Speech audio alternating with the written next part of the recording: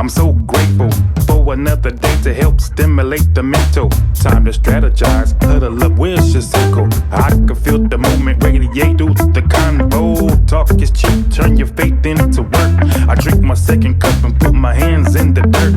2 cups, drinking straight drip from the earth. Caffeinated conversations, you heard them here first. One for the wake up. One for the wake up. Two for the work. Caffeinated conversations, you heard them here first. Welcome back to 2 Cups Cafe, where I'm your host, Alan C. Jackson. Who I have coming through for a high quality caffeinated conversation today is a good friend, Lamar Porter. What's up, Lamar?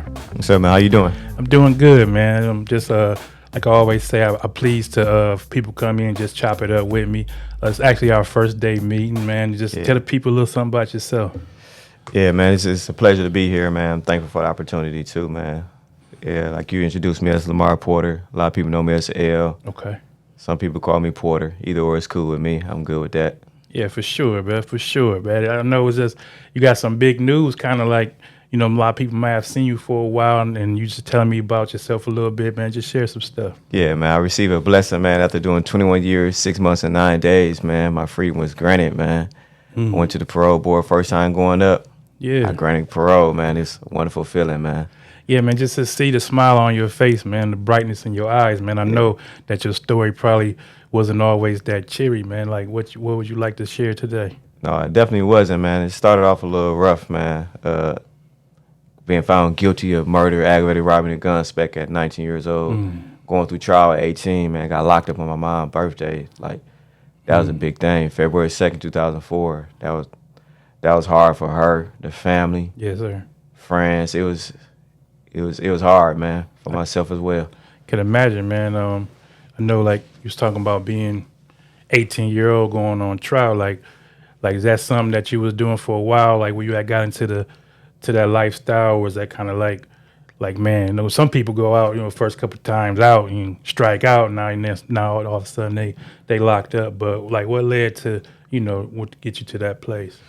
No, that was my first time ever being in front of a judge. You know, First time being in front of a judge, it was aggravated murder, aggravated robbery, gun specs, and all that. Like, I was facing the death penalty when I first got locked up. So it wasn't a little dip your toes in the water, see how the system feel. It was for sure. Throw deep in there with the sharks and all that. So at that age, like, was that something that your family or your peoples expected? Like, because I know when I got an older brother, he had went to prison, man, and my mom kind of was like, she could see it coming because, you know, kind of, you know what I mean, his name was kind of ringing around a little bit. And then was like, well, how was that with you and your family? I honestly say it was quite a surprise to a lot of people. 'Cause a lot of people didn't even know I was like really into the streets like that, man. Like, I was staying with my mom and she didn't know what really was going on, man. So it was kind of surprising. I wasn't raised like a lot of guys, man, in that lifestyle, man. Like, they ain't have no choice. It was either get it out the mud or you ain't get nothing at all. And that wasn't my lifestyle growing up at all, man. I had a real big family, both sides, mom and dad's side was real heavy into my life. And I grew up surrounded by a lot of love, you know. All family have their ups and downs, but honestly, like, I chose to do that street life just because, just being a follower. Everybody else around and doing it, so I'm like, I want to do this too. That's interesting. You say, you know, being a follower, like, so tell me about where you went to school at, and you don't gotta say no names, but what attracted you to the guys that was doing that type of lifestyle? Well, elementary, I went to a couple different elementaries. I went to Fulton, was the first school, preschool, elementary, kindergarten. And then we moved to another side of town. I went to Pickett.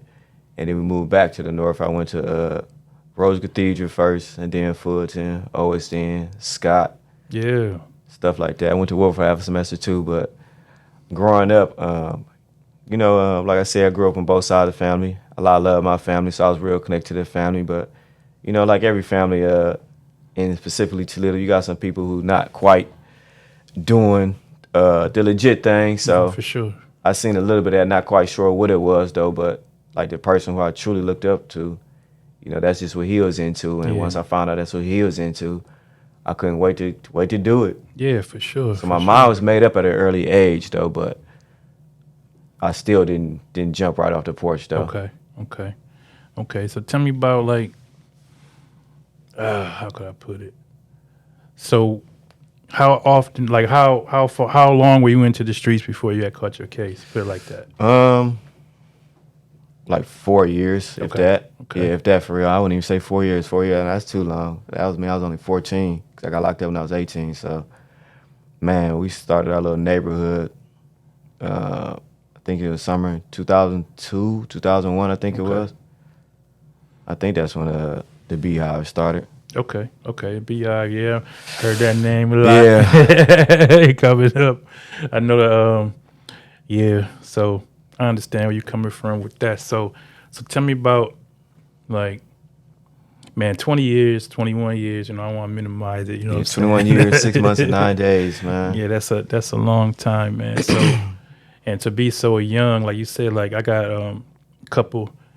Well, one in particular, one of my former foster sons, he in prison right now, and you know he called me and he, you know, food bag time apparently is a big thing. You know what I'm saying? And Yeah. now everybody got the cash apps. Can you send 20 to here, pops, 5 to there, pops? You know what I'm saying? So he be in there jugging and stuff. But he had said something one day, like he's like, yeah, I would have to go do something because they try to come in on me and stuff like that. So I know prison got a certain lifestyle. Like, how was it like just navigating that, man, just being so young? Man, you know, I can truly say that the Almighty had me covered from the moment I walked in there for real, man, because I was like a deer in headlights, man. Back then, there wasn't so many cameras and Right. CO with body camera, nothing like that. Like, when I first got locked up, 2004, it was still like the trenches. It was serious, and I got to sit down in Lebanon. That's so far away from home. On the bus ride there, I'm thinking like, man, they shipped me out of state. Right. Like, this ain't right. Where my mama at? Alcatraz or something. Yeah, for real. And then the night before I even got to prison, I'm at CRC. This old guy like looking at me like, man, you a little dude, man. You better get you a knife. He tell me places you don't want to go is Mansfield, Lebanon, Lucasville. Right. They still burning crosses and stuff on the yard. Like this old dude been doing time since before I was born. So Right. he telling me his old story, so he putting even more fear on me. Then that night they knocked my door, tell me I'm going to Lebanon. It's just like, man. And I was shaking. Yes, sir. I was shaking. I know, like a friend of mine, he had wrote a book. It was a compiled book of his journals from prison, and you know he was I forget the name of the prison he was in, but he did. He wound up working on a pig farm and some other stuff, and but just him going through, he used to journal every day. Like what helped you like keep your mentals about you? Man, help me keep my mental, man. Was when I first started doing the time, I wasn't even into my spirituality, which is my divine connection with the Almighty. Okay. I'll make that clear. As soon as time I say spirituality, that's what I mean, because I know it's different realms to it. But when I speak of spirituality, I just mean a righteous spirituality. So I really wasn't into that at all. Like, I was angry.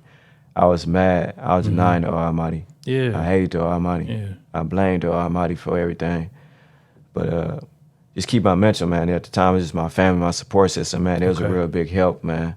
Yeah. Real big help. And back in the days, you had old school good guys who really took a liking to young guys who they see that they want to be on the right path. So, like I said, Almighty kept me covered coming through the door. So I just met the right people, man. So like he put some people like in your life. The right protection, man. Sir. That I didn't fall victim to certain traps and stuff like that. Like, out of that whole 21 years, 6 months, 9 days, I haven't been in one fight. Yeah. Had never had nothing stole from me. Just one bar, as they call it in the prisons, a term where like people you cool with, they'll come take a bar or so from you. Just take one thing at a time, little stuff like that. But other than that, though, like I didn't have those problems. Yeah, man. So, but they definitely, I seen them though all around me. Like, it definitely get real down there. Like, you hear it at night, especially in that Lebanon. That stuff was crazy down there. Like, that was like the movies.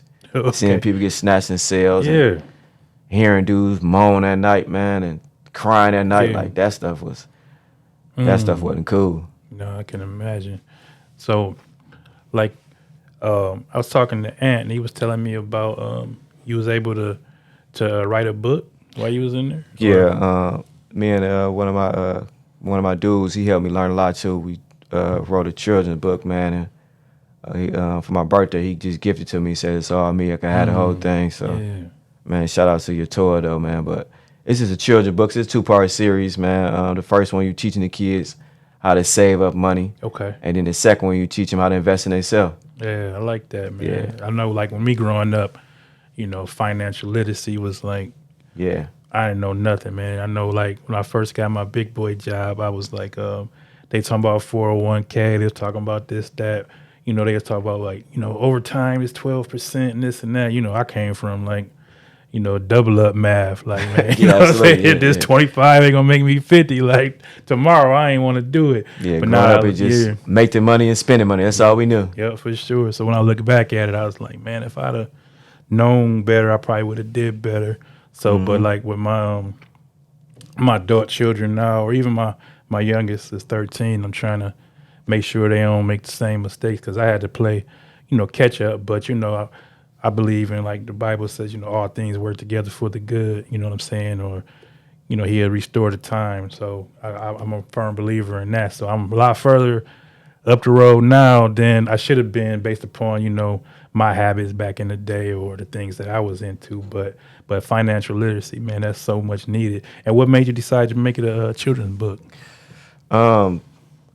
Kids is the future, man, and we sure. need to pour into them, man. And I just feel like, man, why not let them carry it on? Yeah, for sure. So children, they more receptive to information too. No doubt. Yep. I know I got a 5-year-old grandson and a 3-year-old granddaughter, and they be eating. They know, man, this little guy knows, like, all the dinosaurs, and you say him wrong, he on my head. I'm like, come on, little bro. So, so you had the children's book. Is that something that you published, or you in the midst of publishing?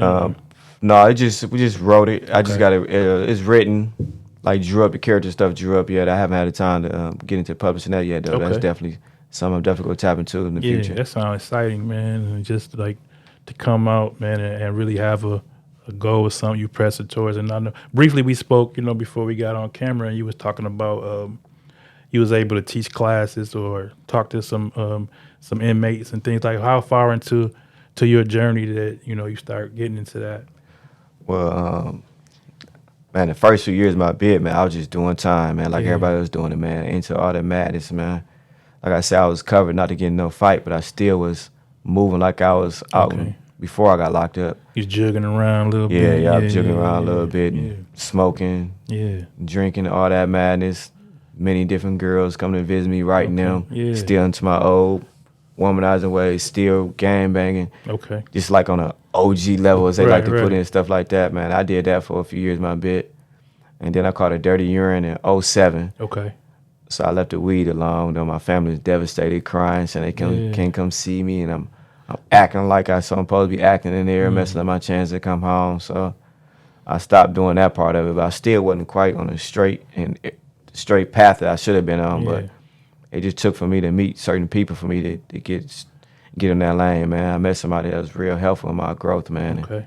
She was a big help on that. Yeah. So it took a few years, though. I'd say about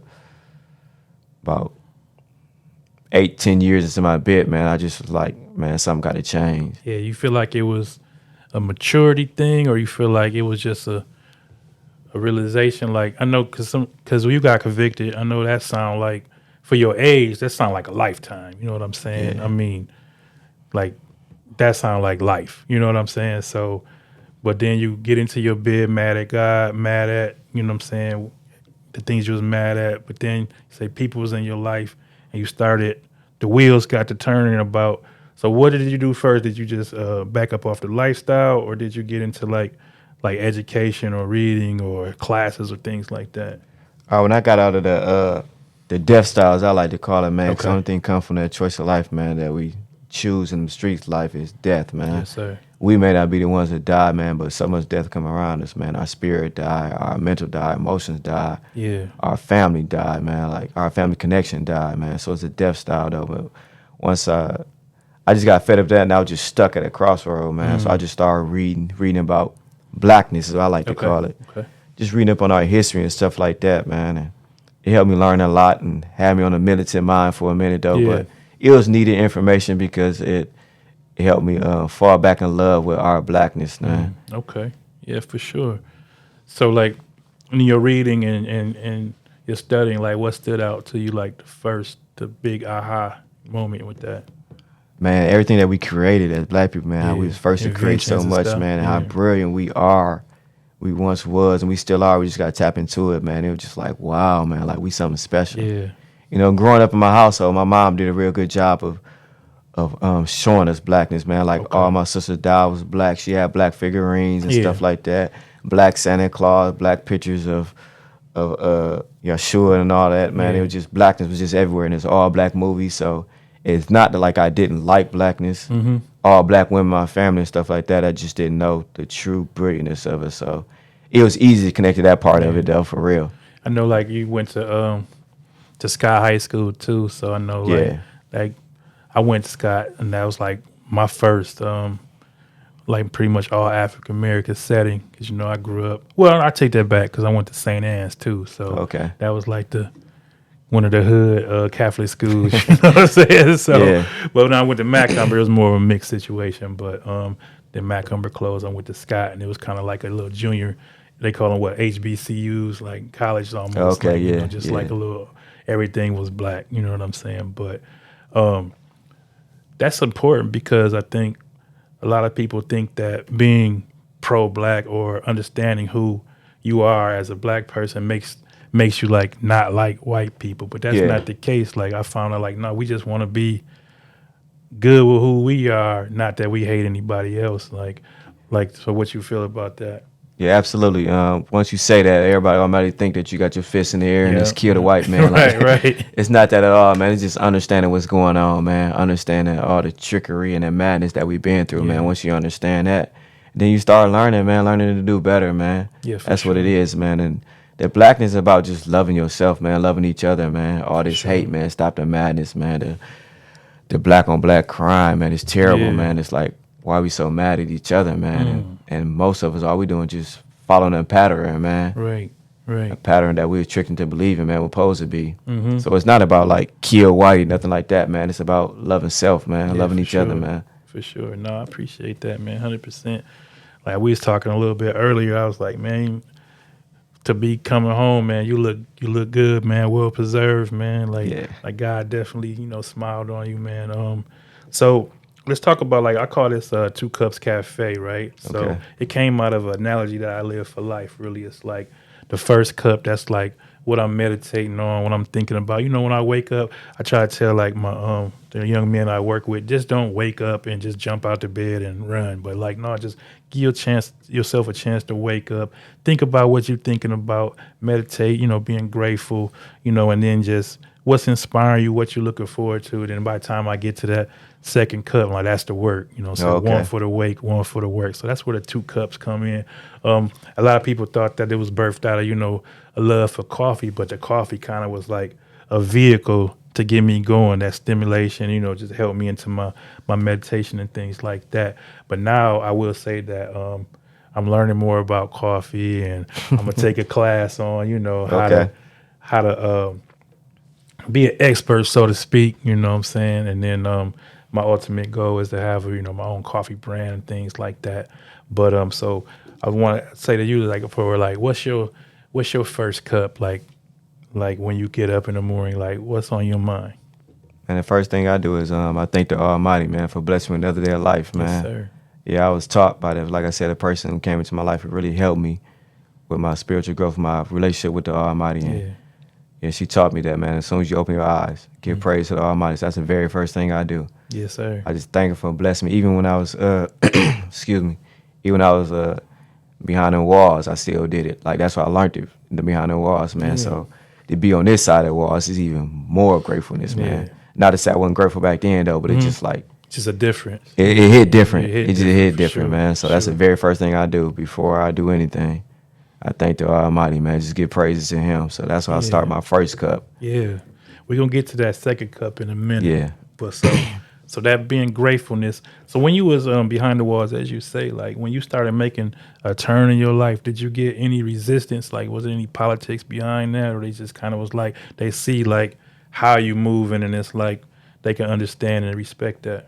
Man, honestly, I receive way more positivity than negativity. Of course, there's always gonna be doubters and stuff like that, though. But the proof is in the pudding, as they say, man. So just living accordingly, man. Though, but I received a lot of support, man. My family, my mom especially, like she was just so grateful just to see the change in me, man. She always said, like, I'm the man who she gave birth to. Yeah. Excuse me. A lot of my family was very happy about it, man. You know, like I said, in life is always gonna be doubters, man, though, but we can't focus on them, man. I admit it was hard when I made the transition just to see so many people just push back on it, man. It was hard, man. It was hard, man. But the person who helped me make this transition, you know, she just continued to coach me on and really helped me through it, man. And maybe just help me focus on the good, man, not so much the negative, man. There was some tears in the beginning and stuff like that, man. Like, just wonder, like, why are they fighting this? Why are they doubting it? Like, why they don't believe? Right. But, you know, after you living a life a certain way for 30-something years and just make the transition, you know, it's going to be doubters, you know? It's going to be like that, man. And, you know, it is what it is. We just have to focus on the good, man, and keep pushing forward, man. And I'm very happy with the transition I made, and it's a lot of people who is, man. They're very thankful for it, man, and they're receiving it good, and I just pray, you know, that I continue to do good and they can follow my path, man, and I follow theirs too as well, man. We all just push each other, man, grow with each other. No doubt.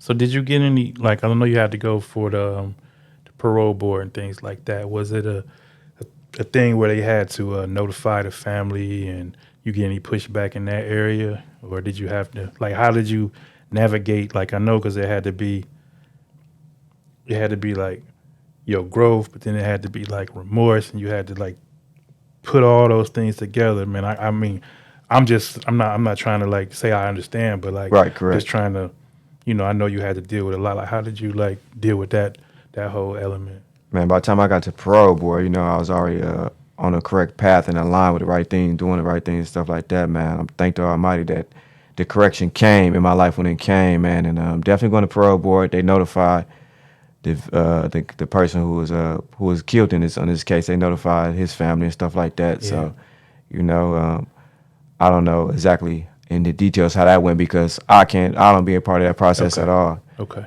You know, we're not allowed to contact the family or anything like that. Though it's just part of the parole process, part of the process period. I don't know what type of the title put on the process though. We just can't be in contact with them and stuff like that. It's like a certain point. Okay. When we take a certain class, and then we reach out and stuff like that. Okay. No, I know that had to be like just your whole like transition period, you know, just in life, man. Like, I commend you on that because it's easy just to be like, get in your own head and be like, this is how it is, this is how I'm gonna be, you know, and just sit in that. You know what I'm saying? Like, it's easier sometimes just to wallow in your own self-pity than it is just to take accountability, and then not only take accountability, but take those steps towards change. And not only change, but now you're trying to help other people. So that's some major steps that a lot of people that, you know, never been behind the walls can't even really put together yet. You know what I'm saying? So I just want to say I commend you on that, man. And just if you could offer any advice to some of these young guys I got guys that idolize, you know, street life now, and, you know, and like say like in a group home, and then I'm trying to steer them like, you don't want to go that way because it take more time to get back to just graduating high school, or just, you know, being able to have your first job. Like, if you put yourself on a certain path, like by the time you get back to square one, you might feel like the journey is too far. You know what I'm saying? So what kind of advice would, you know, just from, you know, the path that you chose, like you would start if you had to deal with or mentor a young person? To go back to what you said about making a transition in life, once you make that transition, and self-accountability for all your action, man, it's going to be a lot of remorse and guilt that come upon you. This is what I felt personally, man. Sure. It's like, man, doing that gang stuff, man, and being like, I ain't saying like no founder, no gang, nothing like that, but being a part of a startup, just being in my backyard and saying this what it is and this is what we doing, and like yeah, this is what we go do, man. Running the play. Yeah, and once you make that transition, accountability, you like, dang, man, like all this madness, man, this fire that we started, man, that I took a part of, man, it hit hard. It really did. It hit hard, man. And it's still something I deal with, I'm being honest, man. Like, it's a lot of guilt on that, man. A lot of people died, a lot of people killed. A lot of people, like, lives are destroyed because of that madness, man. And it's a hard thing to swallow, man. Like my little brother Didi, man, like he dead because of that stuff, man, and that's a struggle, man. I just pray for growth in that area, man, though. But man, once you come to that part, man, at that accountability, man, it's not something that you just like you can just say, all right, I did this and move on. For me, it wasn't. Right. And it's hard to just tell somebody this how you deal with it, man. You just have to keep your faith and understand, man, that what you doing, the good that you doing, man, it has to outweigh the bad, man. Like I just continue just to do good, man, and just pray that the seeds I'm planting now will develop to something that is just amazing, man, and truly help everybody. So when I went through that transition, man, it was hard and going through a lot of coaching, man. Like this woman, she really took the time with me, man. I'm so thankful, man, to really help me and help me grow and continue to grow. You know, she gave me some good seeds to plant. Right. And it's not gonna be an easy transition for anybody that's making that transition, man. But it's a transition needed, man. To make the transition, to accept it and to do it is the easy part, man. But the work it take to continue on that path is hard, man. And you gonna have some slip ups, man. So give yourself grace, man, because you know I'm still slipping. You know, I'm a human being. I'm a man. You know, and just be thankful that we have grace, that the Almighty blesses us with grace, man. But don't take advantage of that grace, man. Just continue to push forward, man, and do your best to hold on to everybody that's good, man. And ask for forgiveness for all the wrong you did, man. You know, speak to the people that you feel like you're wrong. Yeah. And tell them that you're sorry, man, and really mean it, man. And speak to yourself, man. Let yourself know that you are worthy, man. You are worthy of this chance. You deserve this, man. And give yourself grace, too. Like, that's a really hard thing that I deal with. But I'm working on it, man. I'm working to be better, man. And going through that transition, and once I accepted this righteous path, start sleeping better, start feeling better, man. That smile is different, man. And people who see the change in you, they go nurture it, man. They go help you, man. Even through behind the walls, I had a lot of people inside the prison that really helped me in this transition. Yeah. That helped me move forward and ultimately helped me get out of prison, man. A lot of staff member, a lot of teachers and stuff like that. Other, I don't like to use the term inmates, but other guys that was behind the walls with me, man. They helped me, man. They really helped me, man. I'm thankful, man. The Almighty covered me from the beginning, man. And when I accepted Him, it just seemed like everything blossomed, man. Yeah, man. That's powerful, man. Like, just for me, like, because I could see, like, the genuineness, you know what I'm saying, in your eyes and the person that I could see your character. And it's like, man, it's, for me, like, working with, like, young people, man, it's like, that's what I want the light bulb to go on now. And a lot of times they go through a lot of things, but I know everybody has their own path. But the thing is, like, I always tell them, like if you don't give up, you're gonna win. You know what I'm saying? And absolutely. And giving up look like for a lot of times, like for people different. Like you won't know if I didn't do my best, but I know. You know what I'm saying?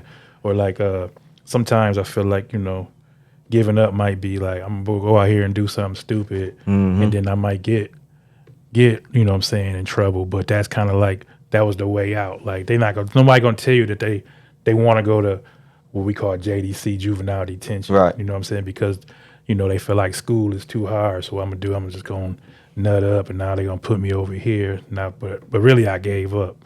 But that accountability won't allow, not taking that accountability won't allow them to say that's what happened.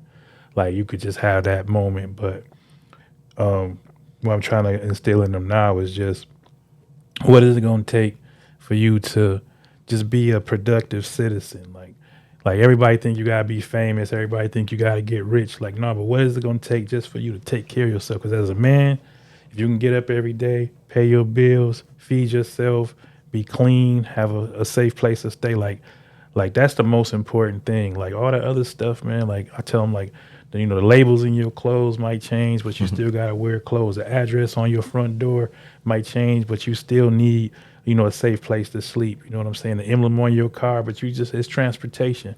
So, like, you know, it's just the sneakers, all of that stuff. Like, so what being a productive man actually looks like, and you could take that as a definition. And, you know, we deal with a lot with social media and internet and stuff like that, but like, I'm trying to that's the main thing I'm trying to instill with them, because I know, like, when your situation where you went away, it was like the little things probably meant the most. Like I know guys that did numbers like just the littlest thing, like where they want their stuff, like how they want it arranged, like how they want their environment is like a big thing. And I'm trying to teach these young guys now that's really discipline, but get it now. Like don't have put to a space where you know you had to go through a traumatic event. But I know I was rambling a little bit, but man, anything you wanted to say to that? You spoke about guys in their light. Like I teach you that we all have a light, man. Just some of them got a little dirt on it, man. Some of them a little cloudy, or the light bulb may be a little bit loose, so that light may be flickering on and night, on and off, man. So just teach them little ones, man, that we all got that light, man. Just get a rag and clean that light off, man. Tighten that light bulb, man. Yeah. And shine, man. Even if you have to be the one that tighten that light bulb up, man. Screw it back in for them, man, and continue to encourage them, man. Yeah. I know, man. Perseverance, man. They always win, man. And the one thing I learned, man, is the moments, man. Each moment counts, man. We got that grace, man. So we may mess up in this moment, man, but we had that grace to be better than the next moment, man. Just each moment, just try to be better than the last moment. Yeah, for sure. So let's get to the one for the work. Like, you know, since we talked about, you know, waking up and, you know, being grateful and things, but work, like you just like, you know, I'm not rushing you, you know, you just came home, but like what are you looking forward to working on in this season in your life? Man, we spoke about me teaching the guys when I was behind the walls, man. When I made this transition, I started learning. A lot of people said, like, man, you inspiring, man. You could be a teacher, stuff like that, and like you need to be in front of somebody helping, man. And I was running away from it, man. I'm like, no, man, it's not me. I'm really not into that and stuff like that, man. Like, but they kept on telling me, man, like the person really helped me grow. Okay. She used to tell me all the time, like you can do that. I'm like, man, I can't, man. And then me being me, I'm a lover. And when I got in touch with myself, man, I love hard and I love, man. And I was like, man, I'd be too invested. Like, like I get crushed, man, if I'm with these kids or with anybody, but specifically kids though, and they call me, they need me, and I'm not there, and something happened, like that would destroy me. Something I couldn't handle, and I'd be too invested. I don't think I'd be able to understand personal life and a life with helping and coaching, teaching, whatever the title you want to put on it. Yeah. But then I had an opportunity just to go through the facilitated training, this group called Tyro Leadership. It's a big thing. Yeah, Tyro. Yeah. What's the founder's name? Ron Tirina. Yeah, I never know how to say. I never know how to say his last name. Yeah, I got a chance to meet him before. Yeah, and hear his story and stuff. Yeah, like I never met him in person. Though. It was just guys that came in who been a facilitator and who head up in a group. Dan Williams, shout out to Dan. He the one that took me through my training. Okay. Yeah, I went through. I think it was 16-hour training to be a facilitator. Yeah. And to be honest, I only did it just because like it looked good on. On my record and stuff like that. Yeah, my body at work, man, because I ain't gonna say I was trying to pad the stats, but I was just doing things that I felt. Do everything you can to, you know. Yeah. Put yourself in a position to come on. Yep, and one of the guys that was there with me, I went through the training with me. His name is Doc. Okay. What's up, Doc? He ended up being a co-facilitator with me. Like the opportunity came, we went through the training. I'm like, all right, cool. I got this facilitating certificate. I've been certified. So then, like, our case manager, like, forces on us, like, all right, y'all teaching the first class. Right away, Yeah, like, y'all teaching the first class. I'm like, man, I really wasn't trying to teach. But, all right, then my dude, Doc, he been facilitating, like, oh, yeah, you got this. Like, man, him been building stuff like this. So, like, oh, yeah, this could be cool. We gonna do this. And, like, after the first class, I'm like, oh, this is what I'm supposed to be doing. I'm supposed to be teaching. Felt right, huh? Man, I'm talking about right away, like, oh, this is what I'm supposed to be doing because throughout my time, once I made the transition, I used to walk around the yard. Guys come talk to me and stuff like that. Like, man, I need you, man. I just need to talk to you, man. I need you to give me some advice, man. Like, what should I do? So I was already teaching and coaching, but I just ain't know that's what it was. Yeah. So everybody's always telling us, like, man, yeah, whatever, man. Just holler at me when you need some advice, man. Just holler at me, man. You need to get away from that madness for a minute. Yeah, I know, like, you said something that resonated with me, like, you said, like, when you invested in somebody's life, like, you know what I'm saying, you love hard, but, like, mentorship, or the term that, you know, I like to use a lot of times, depending on how far the other individual lets you into their life, it becomes like a discipleship, you know what I'm saying?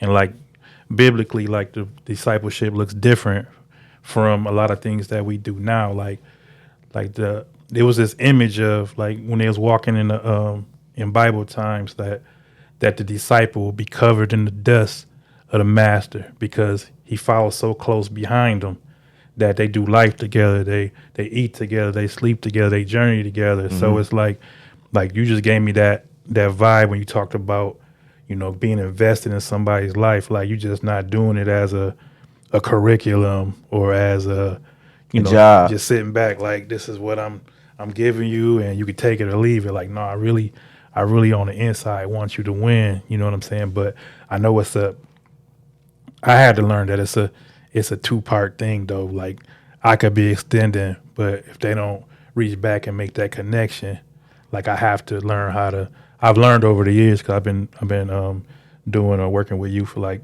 15 years. So I learned over the years how to invest, but then how to, now I won't say protect myself, but at the same time understand where the other person is at in that journey. So some of them, connect after, some of them never connect.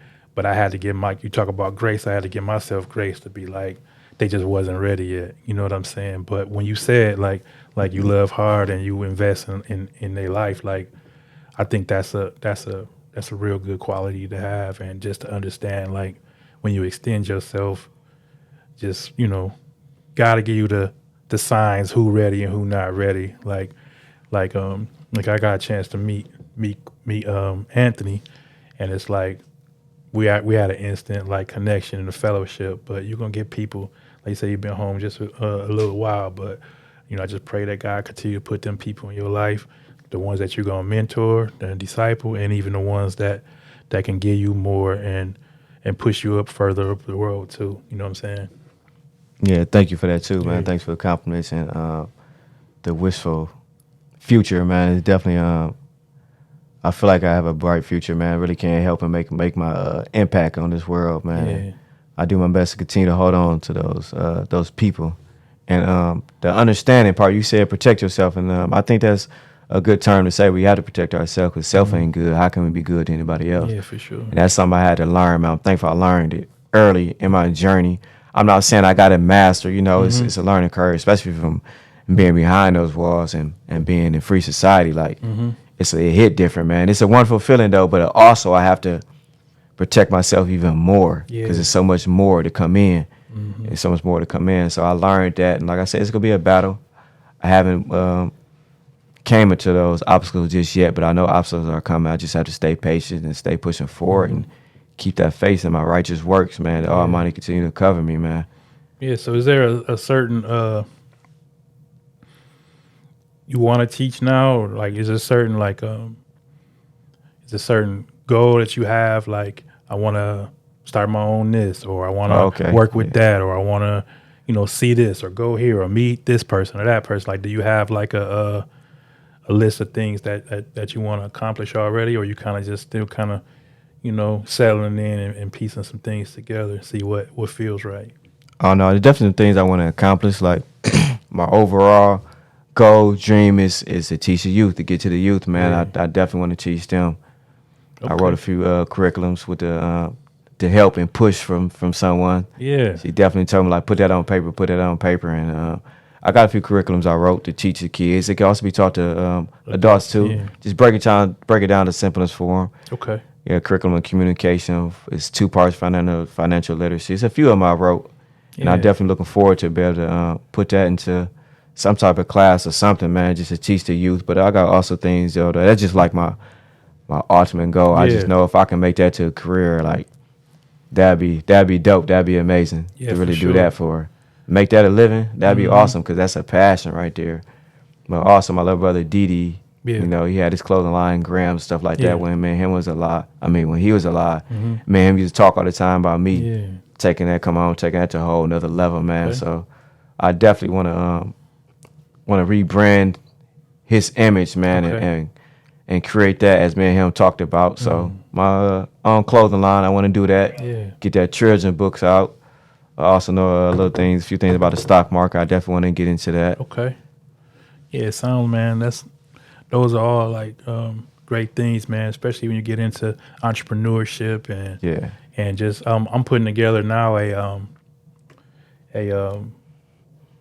workforce development for for my group home guys, or really, anybody that want to get involved, doing like an online store and showing them how to, fill orders and overhead and things, just to give them because a lot of times, like a lot of our teens or young adults, like now, are having them interpersonal communication skills is hard for some of them, because like if you came up like using a certain vernacular or a certain vocabulary, like they don't think that they saying anything wrong, but then they rubbing somebody else this is about to be my favorite topic. the wrong way, and now they having a clash in communication because I just told the teacher she was cooked, you know what I'm saying, and she thinking that you wanna actually burn her or something, or do something bad to her, but now I didn't even do nothing. I had a young man, he got put out of the eye doctors, but he said that the lady said he was disrespecting her, but he said I ain't do nothing, I just did what she asked me to do. But he didn't speak, you know what I'm saying? He just kind of had that demeanor, like I'm just going through the motions. And she like, and I told him, I said, you get a certain size and a certain age, your presence, how you present yourself, like people get intimidated, even if, or they're uncomfortable. I'm not saying they think that you're going, they scared of you, but you make them uncomfortable, even not even speaking. So yeah, you said that's one of your favorite topics. Like, what was you thinking about that? Communication. Communication is very important, man. People understand that communication is more than just words. Your body language, your eye contact, like all that's part of communication. So if you go in there with this little attitude and you answering people just short answers and you and rolling your eyes and stuff like that, like they automatically on guard. Or like you said, you bigger and you don't let you be black. That right there is another thing. Like you just automatically look intimidating to certain people that's a smaller stature.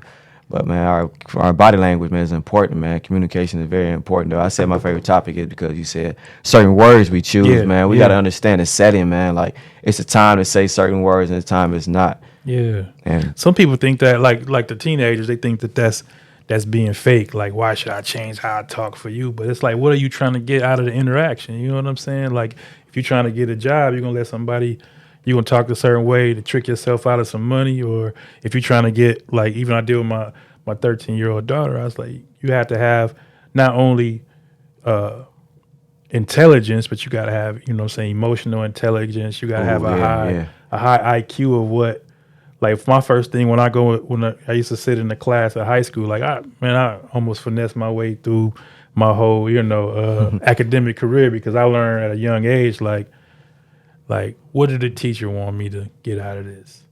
Like I see the information, I see what I might see, I pull things out, but then like what are they trying to get me to answer?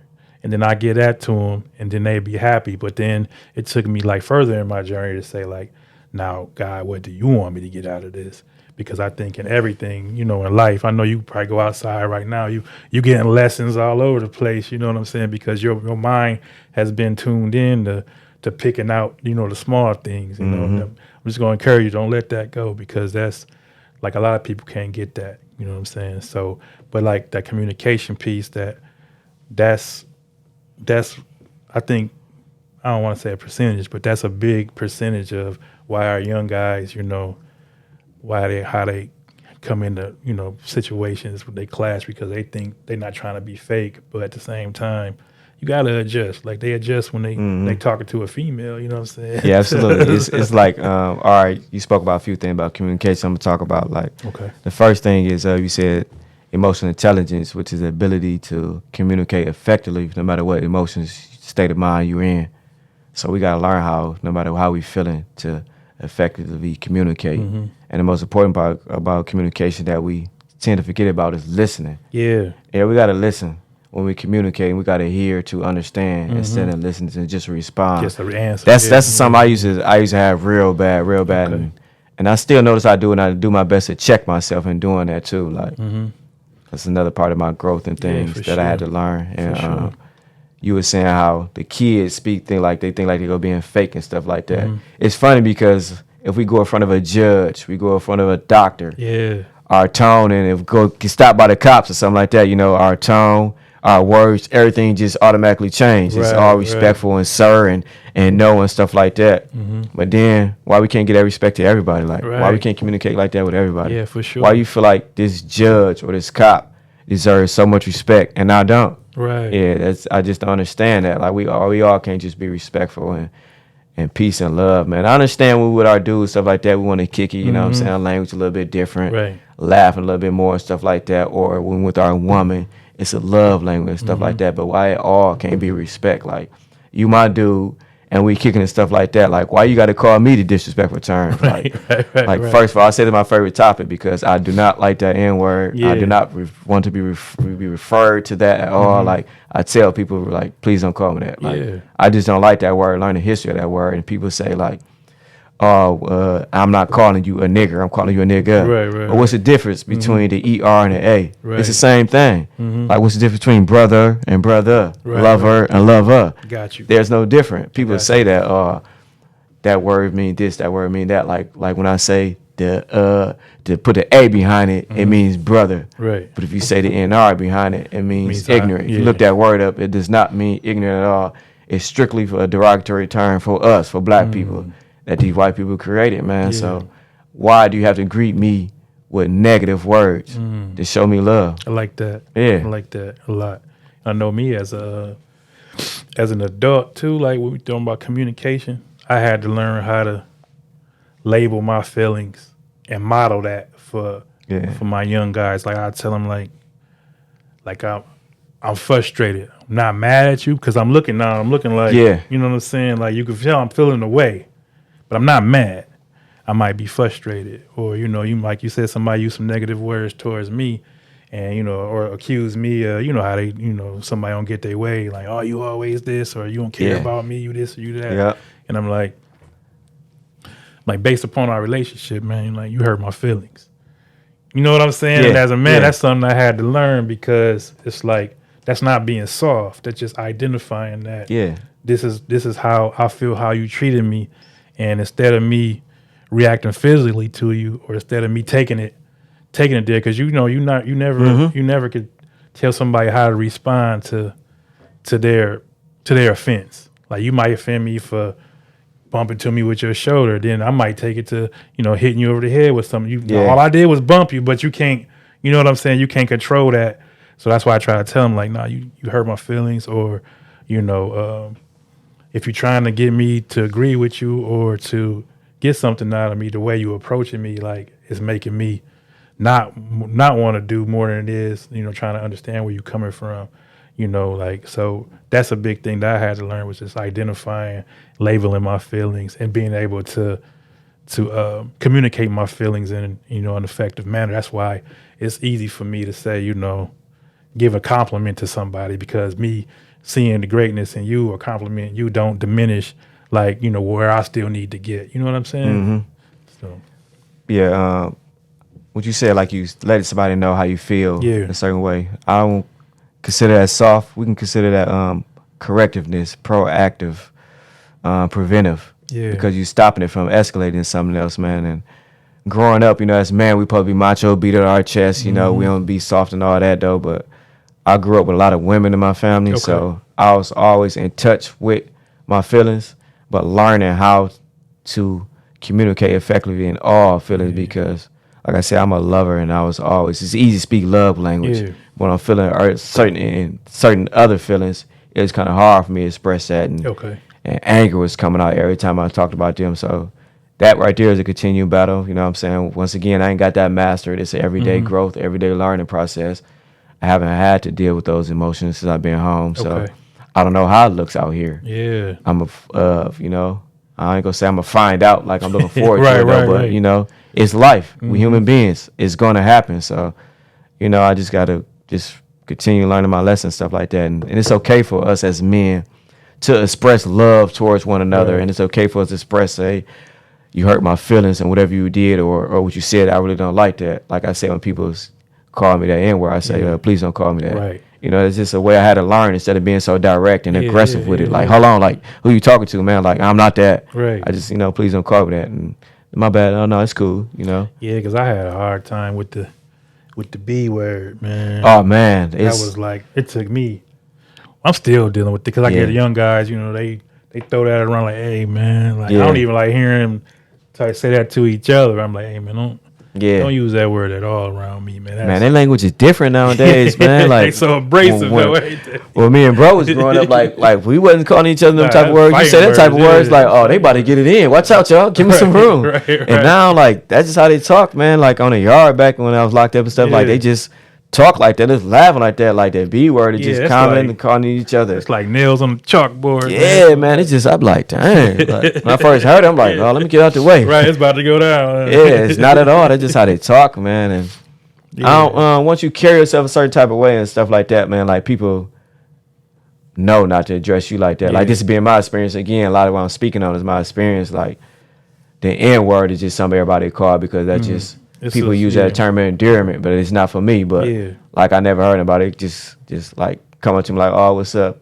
You be or any other words like that because I don't know, maybe they just know or somebody else told them. Like I said, it's just my experience being locked up. And out here, it's not people who are around me that's probably didn't express that like, L ain't on that. But and they don't see me moving out here like everybody in their own lane, but behind them walls, we just watching each other so they see like, oh yeah, bro ain't on that. So for don't even come around me with that, man. And it's like you're not asking them to not call you something that you gonna say to them. Correct, you know correct. So, yeah, absolutely, yep. So if I'm asking for the respect, I'm gonna give that respect. Exactly. You know what I'm saying? Like, so I be telling them I don't want to hear don't call me no pan, don't call me no band. Yeah, you know what I'm saying? I don't want to hear it. Like, you pan, you know what I'm saying? You know what I'm talking about. Yeah, I know exactly what that means. None of that. I know them abbreviations. Absolutely not. Like that's like whoa. Like hold on, relax, bro. Let's stop. We want to talk about this and break this down. Like before this conversation even go in, like I understand that's how y'all talk though, but this ain't that. Like, for sure. Like, let's talk about this. Like these are very disrespectful words, man. All three of them. Right. All three of them. Man. All three of them. Because being called like when I was a kid, punk was a fighting word. Yeah, like what's up, punk? Like, what? Even saying your mama, like, hold on now, man. Let me drop this book bag. We about to figure this out. Oh, yeah. My little butt swinging up, fighting everybody figure this when it come down to that. But, man, it's a different era, man, and I have to understand that they don't mean it in a negative way. That's just how they talk. But I'm definitely going to correct it because... them, like, why we got to be that, though, man? Why we got to be so negative to show affection? Like, where's that at, man? Like, nah, man. Why can't you say, what's up, brother? How you doing? Yeah, for sure. Like, my guy, what's wrong with that? Or, like, man, every time I talk to my family, the men in my family, I don't hang up without saying I love you. The women, too, just all my bros and stuff like that. Like, let them know, like, it's love here, and I appreciate them, and I'm thankful for that, man. Yeah, that's beautiful, man.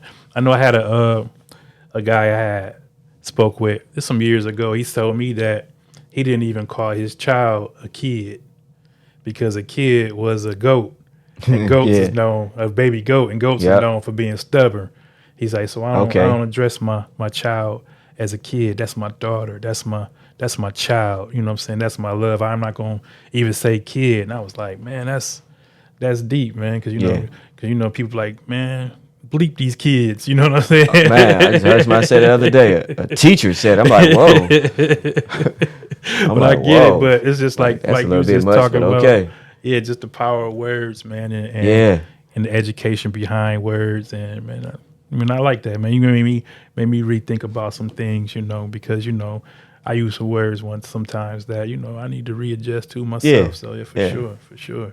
Learn one, teach one, man. That's what we about, man. We learning already, man. Yeah, man. Well, shoot, man. This is a rich conversation, man. I'm sure that we could talk a lot more, but I'm looking forward to the things that you're gonna be doing in the next few months, man. And like I said, this is a platform where we could come back together and talk about the new stuff that you've been getting into, or what you got coming up, or as you begin to launch your different entrepreneur endeavors, that we can sit down and talk about it. And any if I got any words of wisdom or any advice or anything like that, man, just feel free, man. Like my number, bro got my number.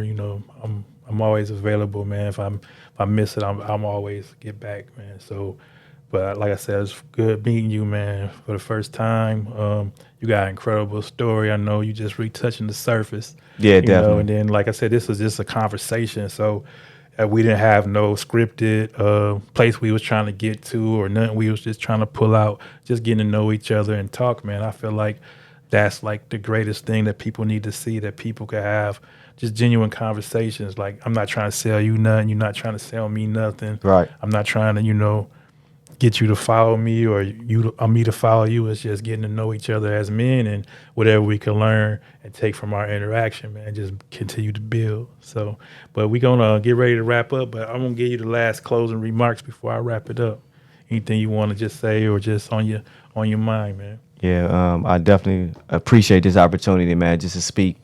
Yeah. You know, get the introduction of my life, of me, of who I am. Yeah. Not just no life story, just me, man. And like you said, we just scratched the surface. We could have went more into detail, a lot of things, though. But, you know, in due time, we talk about more. We talk more in deep. So I definitely want to come back, and I thank you for this opportunity. Yeah. I'm just thankful to be here, man. It's a blessing that Almighty gave me this opportunity, man. At life, man, I'm thankful for all my support throughout that 21 years, 9 days and 6 months. I'm talking about everybody, even if you didn't come visit me, every single visit, and you didn't write or JPay or get on my app, like, I'm not mad at you. And I'm sorry, man, for me expressing my disappointment at that time, man. You know, I didn't understand or want to understand that y'all had y'all life too, that y'all lived too, man. So I'm serious and sorry, man. Truly sorry for me lashing out to all y'all, man. And thank you for your one letter. Thank you for your $5, your millions of dollars. Thank you for your visits, and thank you for your prayers, your thoughtfulness. Even if you didn't reach out to me, but you thought about me, wish me well wishes.